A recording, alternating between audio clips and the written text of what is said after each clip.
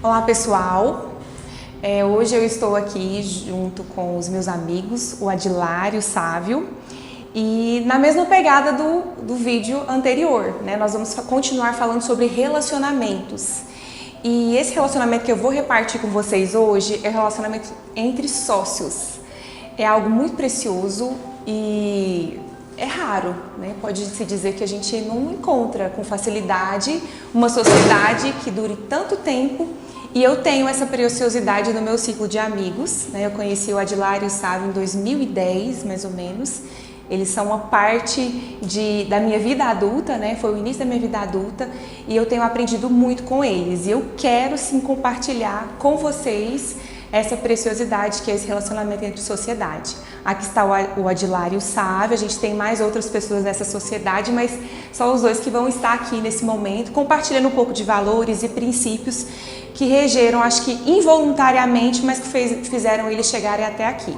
Primeiro eu gostaria, Adilar, que você se apresentasse para o pessoal que está assistindo comigo.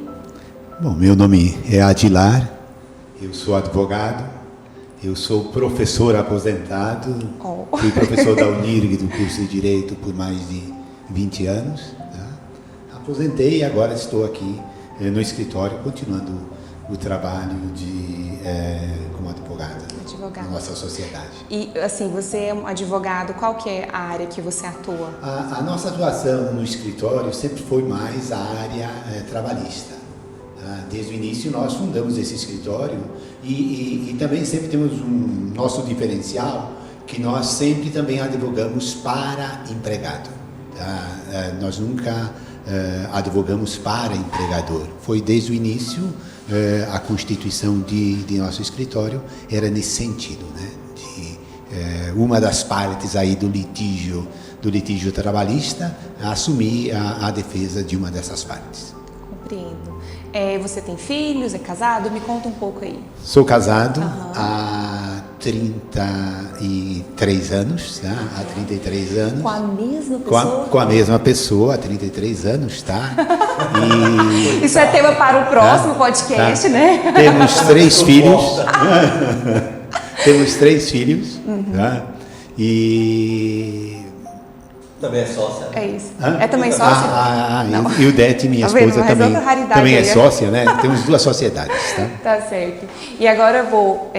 o Sávio, né?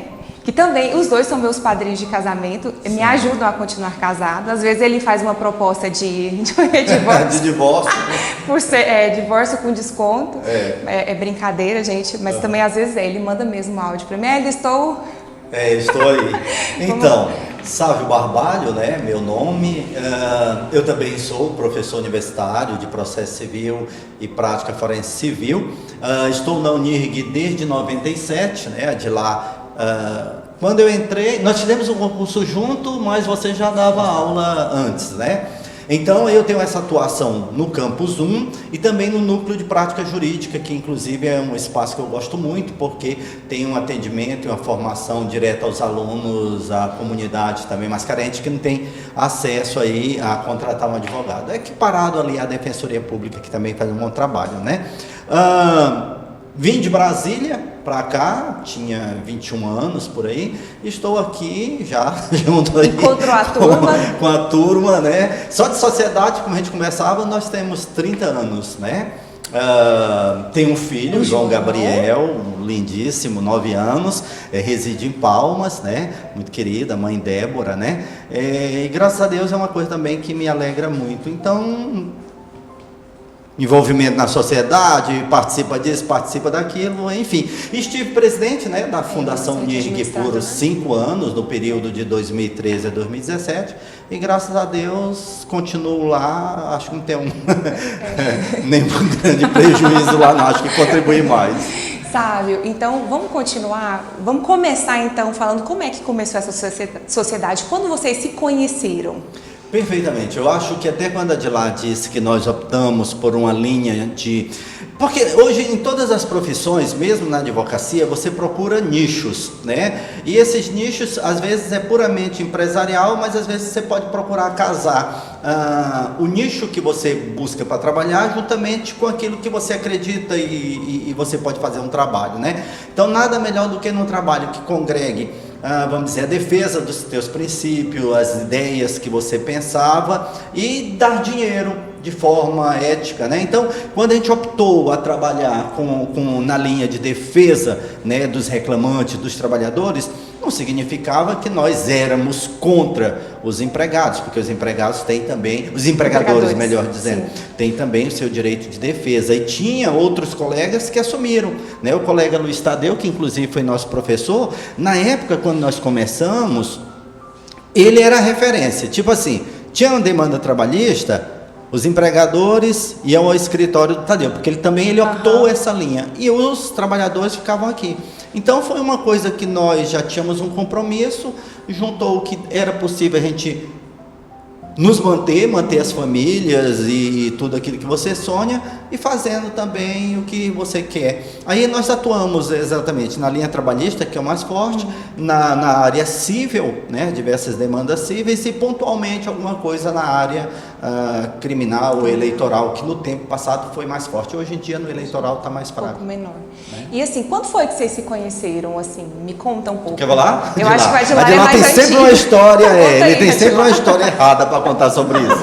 Não. Bom, foi dentro de um contexto, de militância política também, de ação política, porque eu morava em Brasília.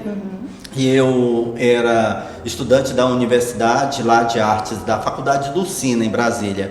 E a de lá já vivia aqui, né, com o Frei Henri, uma série de outros parceiros, e tinha um problema, ainda era norte de Goiás. Aqui já era Gurupi? Não, ou era na era região?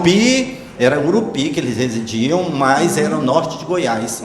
E o Adilar atuava numa, não sei se eu posso dizer, numa pastoral social, que era da Igreja Católica, equivalendo ali na época, hoje a gente fala OCIP, né, Organizações da Sociedade Civil, mas a gente também, antigamente dizia que era uma ONG, mas tinha toda aquela discussão. Mas enfim, era uma pastoral social da Igreja Católica. E naquela oportunidade havia ocorrido um assassinato de um padre, lá no Bico do Papagaio, o padre Josimo Moraes Tavares. E a de lá, com todo o pessoal, foi para Brasília. E como eles foram fazer uma reivindicação em frente ao Palácio do Planalto, naquela oportunidade a gente se conheceu, porque eu era vice-presidente do Diretório Central dos Estudantes. E aí a gente foi dar um apoio, porque em junho, em Brasília, é muito frio. E eles foram lá, não sei nem o que vocês levavam de lá. Ficamos 3 dias acampados naquele tempo podia acampar lá na frente do Palácio do Planalto, né? E nós ficamos 3 dias acampados lá, dormindo 3 noites lá na frente, então era um frio. E aí você foi para dar um suporte? Aí o grupo de jovens, o pessoal da universidade trazia jornal, papelão e comida para um grupo de mais de 500 mil trabalhadores, eu acho que tinha. E assim, você então já estava numa causa, o Sávio estava assim, apoiando aquela causa. Como é que foi que o Sávio veio para cá, assim, como é que essa conexão? Depois o Sávio, depois de se conhecer em Brasília, nos conhecermos lá, é que ele precisava mais gente aqui para atuar nessa causa aí de acompanhamento dos conflitos agrários, porque nós atuamos muito tempo nessa questão agrária também. Acompanhamento dos conflitos agrários, então o Sávio veio para cá, foi convidado e veio para atuar na região. 1987. E depois ele, inclusive, ele é aluno ingresso também da Unirg. Também ele fez direito. Você aqui, fez faculdade aqui também? Eu fiz também, eu sou da primeira turma da Unirg. Que legal. Tá? Lá em 85, tá? Não, em 85. Que era FAFIC? Era a FAPIC na época, né? O Sávio também, no tempo da FAPIC ainda, tá? Então, então o Sávio foi depois disso, em 92, que nós montamos efetivamente o escritório, então, com 4 sócios na época. Nisso já tinha a Ildete. E o DET, sim, nós já éramos casados na época, desde 88 somos casados, né? Então já temos 4 anos de sociedade. Então deixa eu compreender. Primeiro você conheceu a Ildete, depois vocês conheceram o Sávio? Foi basicamente um pouquinho antes eu conheci a Ildete, porque o Sávio veio para cá. Em julho de 87. 87, mas aí nós nos conhecemos ainda em 85 em Brasília. em 85, ele veio em 87, né? E para trabalhar também nessa organização da Igreja Católica, chamada Comissão Pastoral da Terra, que acompanhava esses conflitos agrários. E depois disso, aí o Sábio fez direito, e o Déter estava fazendo direito também. Tinha uma outra sócia, que era a Sônia Costa, também fez direito aqui, tá?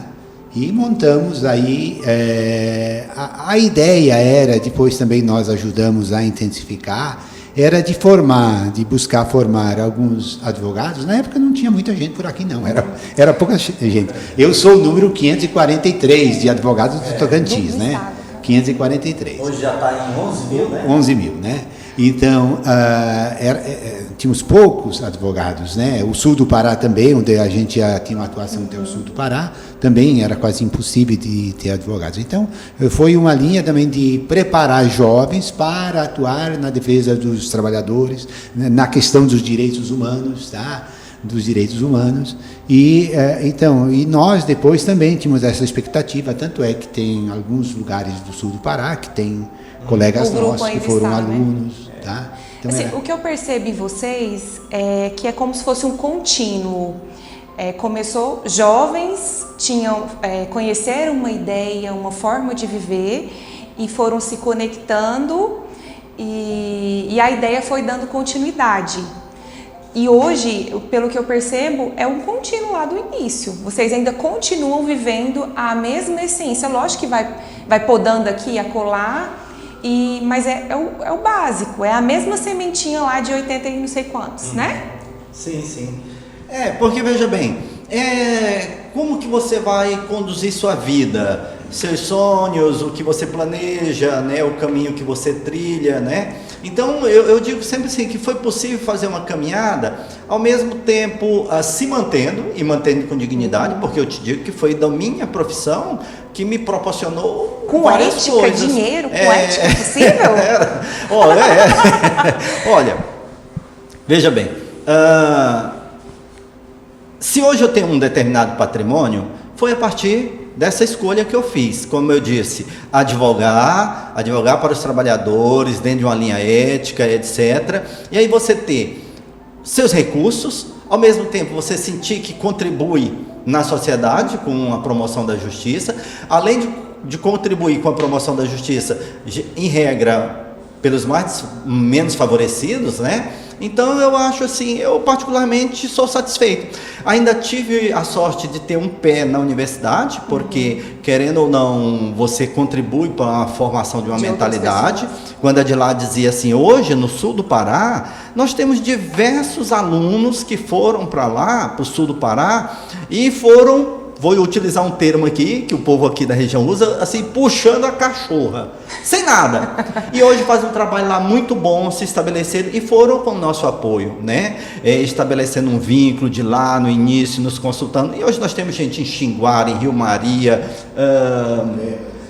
Paraupebas, São Félix do Xingu, e graças a Deus fazendo um bom trabalho, meninas e meninos e estáveis, né? Porque uma coisa é você se formar e não conseguir ingressar na sua profissão, né? Que é muito frustrante, né? Claro que a gente tem vários alunos assim. Então esse trabalho também na universidade eu gosto, né? Mas apesar de que eu já estou doido para me aposentar antes que alguém vete esse meu direito, né? Já estou doido para fazer. E é interessante isso. Você falando aí sobre várias pessoas que vocês impulsionaram, inclusive o meu investidor principal aqui do programa, ele foi formado por vocês, né? Então assim, o Paulo Isídio aqui. O Paulo Isídio é um exemplo, né? Eu diria um exemplo de sucesso, né? Porque o Paulo, ele fez estágio aqui no nosso escritório. Filho, assim. Eu entrevistei ele aqui, meninão alto, magricelo, que agora que ele tá frente. Tá forte. Mas aí ele veio e logo, né? Então ele teve assim, eu acho que a ascensão dele foi muito boa. Logo em seguida ele faz um concurso na Unirg, também se torna professor, é um professor muito querido, né? Você que também é médica da Unirg, então formou um casal muito interessante. Então eu acho que isso assim, querendo ou não sei se eu posso dizer de lá, é resultado também de um trabalho que se faz, né? E assim, quando vocês falam de ter resultados financeiros, vocês desfrutam, viajam, estão em família e ainda assim conseguem trabalhar com ética. Isso não é muito comum mais. Como é que é isso para vocês? É difícil? Porque vocês estão no meio de pessoas que a gente não está julgando, mas às vezes não usam dessa ética profissional. Conta aí um pouco, como é que funciona isso? Bom, penso que você vai fazendo na vida a sua caminhada, tá? E diziam antigamente que é caminhando que se abre o caminho, se faz o caminho, né? E depende das escolhas, o Sábio falava disso um pouco antes, das escolhas que você vai fazendo, você vai sedimentando uma caminhada de respeito ou de não respeito, tá? De fato, na advocacia nós temos muitos problemas, tá? Nós temos muitos problemas, a advocacia às vezes é xingada, tá? É xingada, e muitas vezes com razão, né? Com razão, porque tem quem, infelizmente, dentro como em todas as categorias, Sim. Os médicos, nos dentistas, nos religiosos, em todo lugar, você vai achar quem que acaba, vamos dizer, sendo mau exemplo no sentido social e na imaginação social. Então é um pouco isso, eu acho que nós fizemos ao longo dos tempos sempre um trabalho sério, com responsabilidade, não vendendo facilidade a ninguém, tá? Tem ou não tem direito, tá entendendo? Então é um pouco nesse sentido de que você vai construindo uma imagem e uma respeitabilidade social a partir da sua atuação. E nisso não tem segredo em qualquer área, tá? E aí a principal arma é a arma da verdade, né? De você não enrolar ninguém, por quê? Seja também no serviço, vamos dizer, todos os profissionais liberais, eu vejo, a propaganda é o serviço que você faz. Então, se você é médica e atender a sua clientela, o pessoal que comparece ao escritório, com carinho, com dedicação, quer dizer, aquele que foi bem atendido, ele vai voltar, ele vai fazer a sua propaganda, não precisa distribuir nada não, tá? Não precisa, como nós temos um problema na advocacia, que é a questão da captação de clientela. Você não precisa contratar ninguém para estar arranjando causas para você. Eita, segurança, hein? Porque essa é a questão do trabalho que você fizer, na verdade, é a sua propaganda, tá? É a sua propaganda. Então eu vejo isso é na área da medicina, na área de qualquer área de profissional liberal, ele passa por aí. Então não tem segredo. A segredo me parece um segredo da verdade, da honestidade. Tem algumas coisas que são intrigantes para mim. Tem duas questões. A sociedade, né? São duas pessoas, no caso de vocês são 4 pessoas. Com certeza há discórdia, pensamentos que divergem em algum momento. Esse seria um ponto. E o segundo ponto, a tentação. Ela vem para todo mundo. Porque assim, hoje vocês já estão há 30 anos ou sei lá quantos anos nessa caminhada e vocês agora estão certos de que o que vocês pensavam lá no início é real. Mas nem sempre foi. A certeza, ela às vezes tinha aquela questão, né, de dúvida. Então esses 2 pontos me respondem. Como é que... eu acho o seguinte, eu sempre penso assim, uma das coisas melhores na minha vida foi a minha consciência política, né, a minha formação política e os parâmetros que eu fui elegendo para a minha vida, né? Por exemplo, então eu acho que toda pessoa ela se rege por princípios, ou deveria se reger. E esses princípios, em regra, princípios são inquebrantáveis, né? Deveriam também ser. Então, em determinados momentos você vai se questionar, eu posso transigir sobre isso ou não? Por exemplo, eu te disse no início que eu fui presidente da Fundação Unirg, né, por 5 anos. Lida, eu geria uma receita corrente de 56 milhões, né?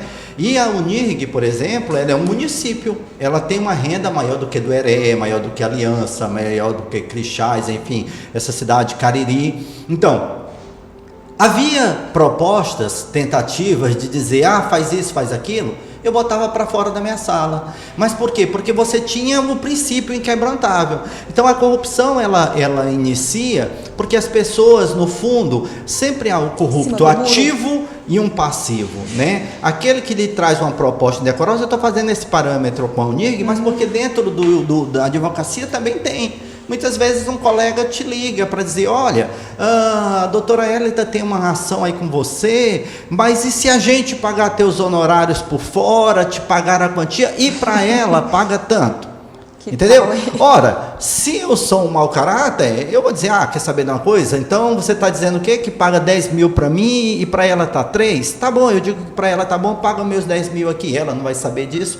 Então tem colegas que vão aceitar isso, né? Mas aí você vem, meu compromisso é com esse dinheiro fácil, sujo, ou meu compromisso é com a Hélida, né? Então essas coisas, Hélida, eu penso que é princípio. Agora, quantas divergências? Nossa, eu acho que divergência tem. Eu tenho hora que eu pego umas brigas aí com os netos, de lá é o mais calmo. Ele deixa o trem correr frouxo assim, não vou me meter nas brigas de vocês dois, não. Mas, por exemplo, por causa das personalidades, acho que eu e o Dete de vez em quando a gente pega. Mas também a gente tem a maturidade pela própria caminhada de saber, porque senão também, às vezes, eu acho que agora está meio que um conselho de segurança, né? Quando a coisa não tem muita unanimidade, vai pela maioria, é o jeito, né? Porque não tem questão. Então, assim, divergência, mas nossas divergências não são tão, como eu diria, é pontual, às vezes de um encaminhamento, né? Uma coisa que eu mais gosto aqui entre a gente é a questão da grana. Por exemplo, a de lá é o nosso contador, né? Então, ele fala lá, Sávio, tá aqui, ó, tem tanto para ti. Eu não fico e você confia? Pô, menino... Como é isso? Mas de vez em quando ele bota uns vale para mim, sabe? De vez em quando ele bota uns vale para mim que não são meu. Eu diria que, nessa sua pergunta da sociedade, eu diria que tem 4, para mim, condições para uma sociedade funcionar. E primeiro é essa que o Sávio estava colocando agora, da confiança. A confiança é ligada com outra condição que é a transparência. Né? Mais um pouquinho, você tem que falar bem alto. Então eu estava dizendo que são 4 as condições que eu vejo, pelo mínimo, básicas para uma sociedade funcionar. Primeiro é confiança ligada com transparência. Tá? Que você, para funcionar numa sociedade, você não pode estar toda hora desconfiando do seu colega. Tem que confiar. Mas, ao mesmo tempo, tem que ter transparência em tudo. Tá? Evidente, especialmente a transparência econômica, né? Transparência econômica. Porque muitas sociedades elas acabam, vamos dizer, ruindo em virtude dessa questão econômica, né? Que é um pouco nosso calcanhar dentro dessa sociedade que a gente vive, né? Então, e também transparência, não só na questão econômica, mas no fazer. Errei, tem que dizer para o sócio que errou, para depois esse erro não aparecer lá na frente e todo mundo ficar responsável por aquele prejuízo, né? Então, essa necessária transparência. A outra coisa aqui entre nós é a responsabilidade, tá? Nós dividimos um pouco o trabalho e eu não vou fiscalizar o Sávio se ele está fazendo ou não. Vamos dizer, o Sávio não tem que bater ponto aqui, eu não tenho que bater ponto aqui. Se o Sávio quer tirar uns dias, uma viagem, tira. Eu quero tirar uns dias, a gente combina, claro, né? Mas não tem aquela medição com a régua. Tem o responder às responsabilidades, tá? Com as suas responsabilidades, e não há um controle do tempo que cada um faz. Por exemplo, eu e Sávio, e agora é só o Sávio, durante muito tempo gastamos tempo na faculdade. Tá? Significa que os outros sócios que estavam aqui acabavam levando um trabalho mais para frente. Bom, mas isso estava dentro da combinação, tá? Da combinação. E então essas 3 primeiras condições, e uma quarta eu diria algo, pelo mínimo, algo de consensual naquilo que seria um pouco de ideologia. A ideia principal. Ideologia, né? Não como o que está se banalizando hoje sobre ideologia, mas ideologia da leitura do mundo, leitura da vida, da interpretação, vamos dizer, de como eu leio o mundo e como eu me coloco nesse mundo. Isso que eu entendo como ideologia, né? Como é que a leitura que você faz do mundo, do tempo e de você dentro desse mundo. Isso também é importante, porque senão às vezes são perspectivas totalmente diferentes de vida que acabam Então eu diria que são essas 4 condições fundamentais para mim, que é a questão aí da transparência e da confiança, essa questão da responsabilidade, da corresponsabilidade e essa questão de ter um mínimo de sintonia vamos dizer, da leitura que se faz, que é feita do mundo, das coisas, da vida. E dá para ver a sintonia de vocês. Então, um pouco nesse sentido. Literalmente. Gente, é incrível, sabe? Eu sou fã mesmo de vocês. Eu sei que essas coisas, a vida é muito aleatória, né? Então pode ser que as coisas não sejam assim daqui para frente. Eu espero que continuem. E vocês, sendo mais velhos e maiores do que eu, ensina muito a minha família, os meus filhos. Eu fico muito feliz de saber que existem pessoas que se permaneceram, criaram raízes, continuam se enraizando e isso sustenta realmente a nossa sociedade, tem sido muito bom para mim. E vieram cada um de uma cultura, né? O Adilar veio lá do Sul, a Ildete veio do Tocantins, você veio do Piauí, mas viveu em Brasília. Então, assim, são culturas diferentes e acabam se alinhando. E a gente aqui, eu sou também totalmente diferente, uma cultura totalmente diferente e fiquei super atraída justamente, eu acho que o ponto de encontro realmente são os princípios, os valores que por mais difícil que seja, vocês não quebram. E, enfim, estou muito feliz que vocês tiraram esse tempo para estar aqui com a gente, comigo, compartilhando com as pessoas que estão comigo no Instagram, no YouTube. Muito ricos para mim. E eu queria que vocês finalizassem um recado, algo que vocês gostariam de compartilhar. Eu vou ter que depois assistir várias vezes para eu lembrar dos 4 princípios e dos detalhes que vocês me falaram, porque depois eu tenho que deixar de informação para o Pedro e para a Marina. Talvez eu não viva essa sociedade na minha vida, mas talvez eu possa repassar através do que vocês estão... Para então deixar um recado, eu vejo vários alunos meus, a primeira coisa, quando eles formam, eles ficam preocupados, né? Então, eu vou me juntar com alguém para dar conta, né, de me inserir no mercado, porque no início é difícil. Mas eu digo sempre isso, não pense que é só uma questão financeira e econômica, né? Procure conhecer a pessoa, procure verificar se as ideias dela se aproximam da sua, né? Trabalhem isso que o Adilar disse, a transparência. Estabeleçam as regras claras, né? Porque se for só uma união pura e simples por grana, Elida, isso não vai dar certo. É não questão de dias, não firma, né? E aí você tem notícia, às vezes você, eu tô com fulano, não, nós nos separamos e às vezes separaram de forma litigiosa, algo que começou bem, termina, né? Assim, em outras profissões também, outro dia eu recebi uma situação de dentista, 2 jovens dentistas que iniciaram juntas e quase quebraram o dente, né? Ao se largar. O bom humor é o melhor. Então é isso, né? Tenta pelo menos saber se as ideias daquela pessoa se aproximam da tua. Namora muito, né? Namora mais um pouco, não casa primeiro não. É isso, e aí agradecer também o teu convite, a gente fica honrado de você pensar assim da gente, né? Queria que os outros colegas estiveram aqui, mas assim, mesmo dentro de uma sociedade, você tem que também, eu acho que uma das coisas é a gente trabalhar as competências, né? Aqui nós somos assim, por exemplo, eu não gosto muito de atendimento ao público, não é por nada, mas é porque eu acho que eu sou meio hiperativo, aí a pessoa vem um pouco para fazer uma sessão de psicologia e nem sempre eu tenho tanto tempo, mas já a Cleudaí é maravilhosa para isso, aí o Dete também. Então, por exemplo, a gente focou isso. O Adilar é ótimo para escrever e ele às vezes gosta de se isolar e ele produz muito assim, então ele faz umas inicial, ele faz um recurso, etc. Eu ficava também no escrever, não sou muito ruim, não sou muito bom, mas dava para escrever, mas também para as audiências era legal, né? De ir conversar, diplomacia, essas coisas, tanto que a de lá, se ele quer que vá no tribunal, ele diz, sabe, vai você que é melhor. Então essas competências, eu acho que também isso fica, né? Para você trabalhar as potencialidades de cada um contribuir naquilo que melhor pode. Aí eu acho que isso aqui também muito funciona bom, legal. Isso é riquíssimo, né? Valorizar realmente a qualidade do outro. Botar em evidência, justamente. Eu vou acabar então essa história aqui com uma frase aí de um filósofo, né? Tem um filósofo, parece que é espanhol, Ortega y Gasset, né? Que ele dizia que nós somos nós e as nossas circunstâncias. Tá? Efetivamente, quando eu fico pensando em todos esses alunos que nós tivemos, né? Tivemos aí na faculdade, de uns dão conta de ir para frente, outros não. Tá? Muitas vezes mais em decorrência das circunstâncias do que do nós. Tá? Nós somos nós e nossas circunstâncias, né?